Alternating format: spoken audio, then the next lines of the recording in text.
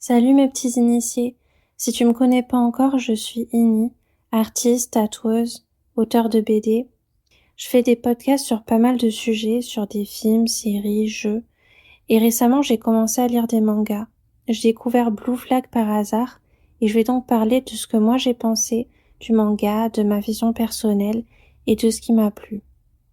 Pour qu'on se rappelle ensemble de ce bel ouvrage, pour les personnes qui l'ont déjà lu en entier ou qui sont en train de le lire, et pour j'espère donner envie à celles et ceux qui l'ont pas encore lu.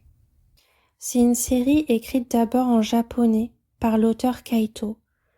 J'ai pas lu d'autres mangas de cet auteur, mais cette lecture m'a donné envie de connaître mieux tout ce qu'il a fait. Alors peut-être que j'aurai l'occasion d'en lire plus. En tout cas, dites-moi dans les commentaires si vous connaissez les autres mangas de cet auteur et si c'est bien. Je me suis posé la question de la signification du titre. Et ça m'a tout de suite interpellée. Donc Blue Flag, drapeau bleu.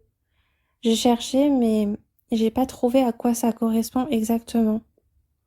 Ce qu'il y avait pour cette recherche, c'est qu'il existe une multitude de drapeaux LGBT+.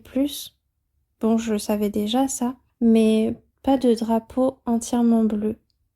Si quelqu'un connaît le sens du titre, ça m'intéresse. Moi, je pense qu'on est sur une symbolique avec ce titre.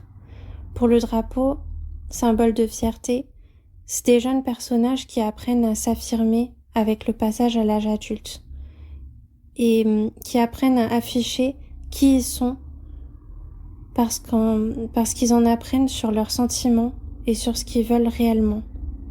Donc cette symbolique de dire fièrement « ça c'est moi, ça c'est mon drapeau ». Pour la couleur, le bleu, c'est une couleur apaisante et je pense que l'auteur l'a choisie parce qu'elle correspond bien à la légèreté et au sentiment qu'il y a entre les personnages. C'est une couleur douce, peut-être la couleur de l'acceptation. Et on peut en dire beaucoup juste sur une couleur, donc ça peut signifier beaucoup de choses. L'histoire se forme autour d'un trio que j'aime beaucoup, avec Tomamita, Futaba Kuz, la fille, et Taishi Ishinoz, le personnage principal, qui est mon personnage préféré parce que je me suis beaucoup retrouvée en lui. Je le trouve super et j'adore son côté inventif. Il donne beaucoup d'amour, il m'a vraiment touchée. Même dans un moment où il s'énerve, je me mettais à sa place et j'étais plongée dans la scène. Tous les personnages sont très bien retranscrits parce qu'on ressent leur caractère, leur façon d'être. L'auteur leur donne vie de façon très réussie. C'est une lecture que je pensais pas autant aimer au départ. Je m'attendais à quelque chose de plus en surface et j'ai été agréablement surprise parce que très vite j'étais accrochée et j'avais très très envie de continuer la lecture et de passer au tome suivant.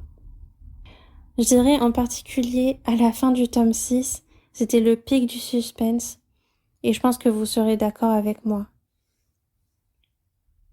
Blue Flag pose pas mal de questionnements. J'ai trouvé ça super intéressant. Les questions sont très ouvertes. C'est à la personne qui lit de réfléchir à ce qu'elle pense être la solution.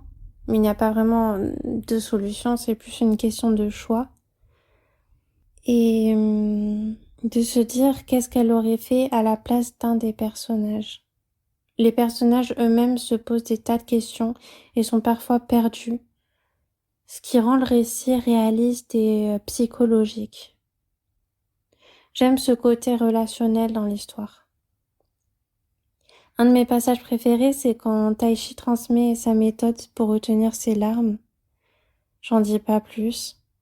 Ou quand il tient la main de Thomas, son ami d'enfance.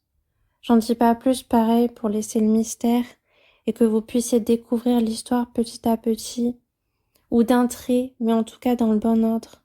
Parce que cette lecture apporte pas mal de surprises, alors je veux pas trop en dévoiler. Tout le long, on en apprend sur ces trois personnages, on va les connaître de plus en plus. Mais ce qui est intéressant de voir aussi, c'est que il y a les personnages autour. Les personnages secondaires sont intéressants aussi. Et l'histoire est très riche. Et ce que j'aime bien, c'est que à chaque fois qu'on passe à un autre personnage, même si c'est un personnage secondaire, on est dans sa tête un peu. Enfin, moi, je me sentais comme à la place du personnage.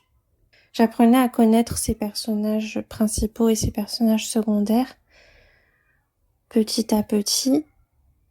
Et il y avait parfois des mystères, des secrets. C'était super chouette. Le scénario est super bien fait. J'aime sa façon de découper les scènes, de passer d'un duo à l'autre, et puis les trois ensemble. Comme avec d'autres mangas, cette sensation de vouloir arriver au bout, en ayant du mal à s'arrêter. J'ai ressenti ça avec Death Note, au début de la série. Ce manga m'a tellement plu que j'ai trouvé que la fin arrivait trop vite. Mais d'un autre côté, je suis heureuse qu'il soit en 8 tomes, ça me convient très bien, et contente d'être arrivée au bout. J'aurais envie de le relire plusieurs fois, parce que ça fait partie des histoires qui m'ont marquée, comme ça peut arriver avec les livres ou les films. Il y en a des bons, mais certains se démarquent bien. Cette fin est super jolie et positive. J'avais même la petite larme à l'œil, mais j'aurais quand même aimé en savoir plus sur le futur des personnages, parce que je me suis attachée et j'ai commencé à beaucoup les apprécier. Après, toutes les histoires ont une fin, même si certaines sont extrêmement longues et parfois contiennent d'autres histoires ou continuités, comme on le voit avec Naruto par exemple. La fin laisse agir l'imagination de la personne qui lit, et ça c'est bien aussi. Après, je pense que ça aurait été possible de plus en dire sur justement le futur de ces personnages et d'étendre un peu la fin de l'histoire. Tout ça pour dire que je conseille vraiment cette lecture et je trouve que c'est une bonne idée de relire en reprenant du début parce que j'avais oublié quelque chose d'important. C'était les premières phrases du manga. Elles prennent leur sens maintenant que je connais la fin. Ce sont de très belles phrases qui posent dès le début un questionnement. Ce manga, je l'ai trouvé doux, sensible, plein d'émotions. J'espère que ce manga t'a plu ou te plaira autant qu'à moi. Il fait partie de ma liste personnelle des plus belles histoires. J'espère que cette petite analyse personnelle t'a plu. Je t'invite à me retrouver sur Instagram, mon compte personnel @ignare1 et le compte de ma BD @connexionini et à découvrir ma boutique où tu peux te procurer le tome 1 de ma BD inishop1.myshopify.com. Merci d'avoir écouté ce podcast et à bientôt les initiés.